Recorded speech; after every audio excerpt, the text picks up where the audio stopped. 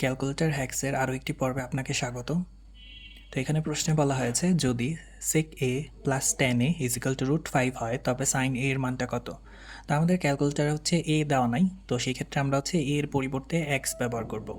তো এখানে sec a এর পরিবর্তে আপনি লিখতে পারেন 1/cos a। তো এখানে a এর পরিবর্তে আমরা হচ্ছে x ব্যবহার করব। তো সেই ক্ষেত্রে 1/cos x আপনি কিভাবে দিবেন? এই যে আলফাতে দিয়ে এই বাটনটাতে প্রেস করলেই x চলে আসবে। তো এখন হচ্ছে আমরা ব্রেকেটটা ক্লোজ করে দিব। তারপর আমাদের বলেছে প্লাস tan a অর্থাৎ tan x বসাবো আমরা। তো এই হচ্ছে tan, একইভাবে আলফাতে দিয়ে এই বাটনে প্রেস করলে x চলে আসবে। এখন আপনি মনে রাখবেন আপনি কিন্তু এই ইকুয়াল টু বাটনে প্রেস করবেন না, আপনি হচ্ছে আলফাতে দিয়ে ক্যালকে প্রেস করবেন। আলফাতে প্রেস করে তারপর হচ্ছে ক্যালকে দিবেন, তাহলে দেখবেন যে একটা ইকুয়াল সাইন চলে আসবে। তো এখন এটার মান দেওয়া ছিল আমাদের √5, ঠিক আছে?